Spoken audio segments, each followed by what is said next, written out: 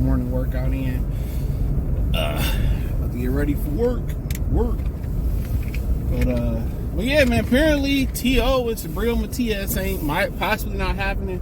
Matias could be fighting Elvis Rodriguez for the right to be the #1 contender / mandatory for Richard Hitchens' 140-pound belt. Let's spin on it.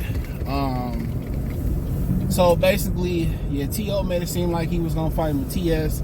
That Matias fight, in my opinion, and I ain't telling them what to do or what ain't to do, high risk, low reward. Matias did already come off a win in Mexico or Puerto Rico. Eddie Hearn released his ass. The colonizer use you Negroes up, and then spit y'all out. But yeah, he can fight Elvis Rodriguez. I mean, who cares? You know what I'm saying? Rodriguez, you know, he alright.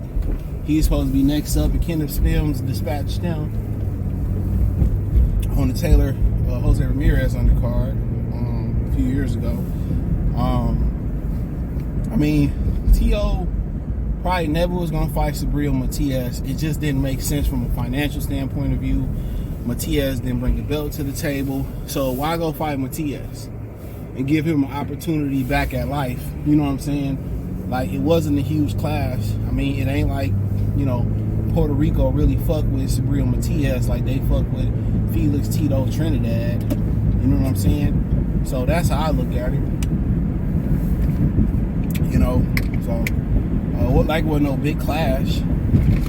So now all of a sudden T.O. asking for a buyout because Devin Haney told him to get away from Bob Arum. He making peanuts. See, black people tell T.O. what to do. Black people telling this baby mama what to do. Black people, a black man telling his son to get dressed and what to eat and shit now. Allegedly she, you know, she messing with chocolate and shit. That's why he going around saying the blacker the berry, the deeper the root flesh, the deeper the whatever he's saying. You know what I'm saying? And he want to be black so bad. I ain't mad at him. Everybody want to be black till it's time to be black. So he kind of confused right now. You know, he don't know whether it be a BBC worshiper.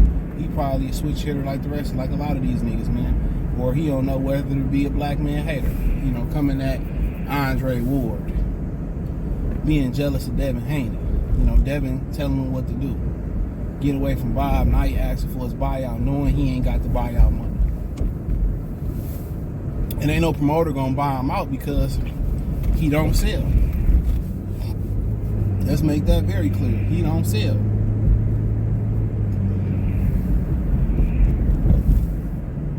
You know, he don't sell.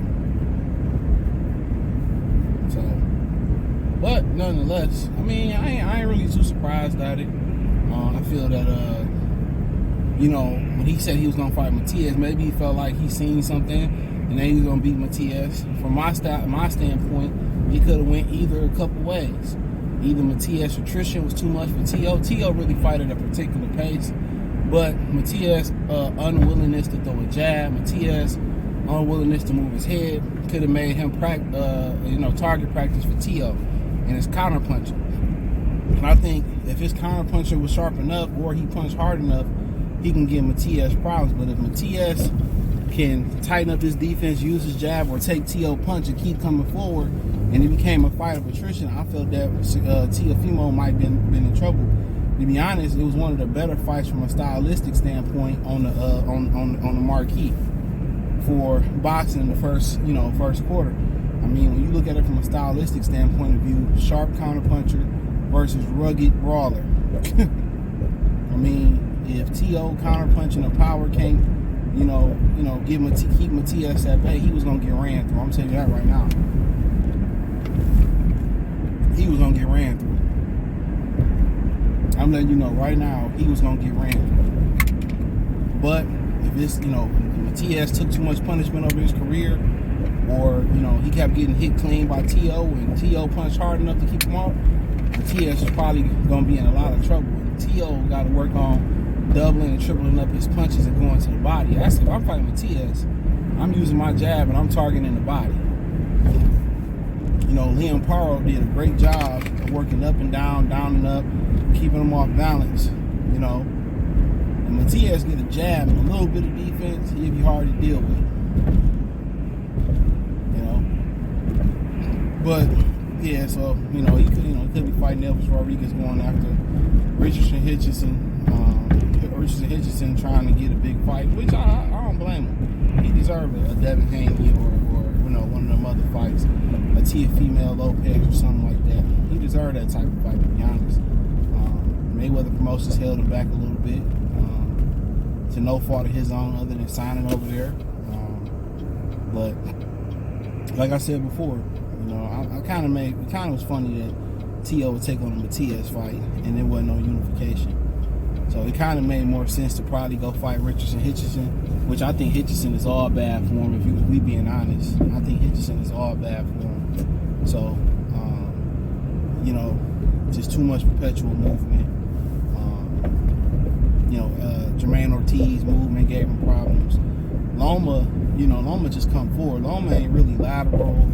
Loma coming straight forward with the pressure. The Ukrainian fighters are all the same. They coming straight forward with the pressure. That's what they doing. Y'all might think it's great defense or they great. No, them motherfuckers pressure fighters. You gotta bag them up. And if you start bagging them up, a lot of times they'll hold their ground. They won't go back. They gonna hold their motherfucking ground. So that's one thing to look about. A lot of times they ain't moving backwards.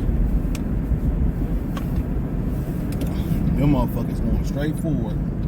But like I said, T.O.'s a joke. Just seemed like he used the melanated people. Somebody got a Corvette out in the cold. That's crazy. That motherfucker said, I'm gonna drive my Corvette today. Get all this salt on my shit. But yeah. He said, man, I'm gonna make this shit. But like I continue to say about T.O., it is what it is. It is what it is. He's a joke. Pulling out of the fight. I want to fight Devin. I want to fight Ryan. I want to fight this guy. And it never happens. He looking at everybody else and money. He think, he don't really notice that everybody begging for money right now. Devin, Eddie Hearn came out and said Devin want this amount of money. Tank crying for this amount of money. Guys that's bigger than you, Diddy, they begging for money. Think about that for a minute. Guys who got a larger name than T.O. begging for fucking money. A lot of these niggas out here, they want more money. Gary Russell been begging for more money for years and still ain't got into the ring and made shit shake. Earl Spence begging for more money. You know what I'm saying? So really, it's, they paid a lot of these dudes so much money trying to keep up with the Joneses. Which was Al Heyman, then Eddie Hearn, and then... So all these niggas want all this money that they ain't entitled, that they ain't earned. They ain't earned.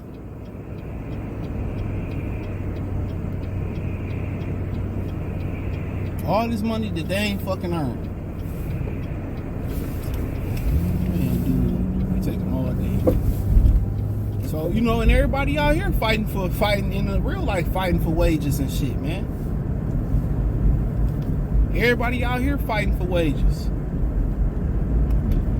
They don't want to pay people, a livable wage. And meanwhile, they giving everybody motherfucking raises and shit. They getting everybody raises. Or getting everybody in the CEOs getting raises and stuff. I'm telling y'all, man. Now you seen a lot of that crime go to the suburbs. I'm telling you. Now you seen a lot of that crime go to the suburbs. And that's what should happen. Stop tearing up y'all own shit. Go out there and tear up their shit. They the ones that shortchange you. It's a great time to start businesses, man. People too lazy to put the work in, man. A lot of people want to come home and just relax. No, come home, get in shape, get to the gym, you know, and start putting your plan in motion, whatever it may be. Nigga, too many people hobby is junk food, eating bullshit, laying on the couch, complaining. You gotta get it. And I always said, man, if you gotta work 2 jobs, man, you hustling backwards.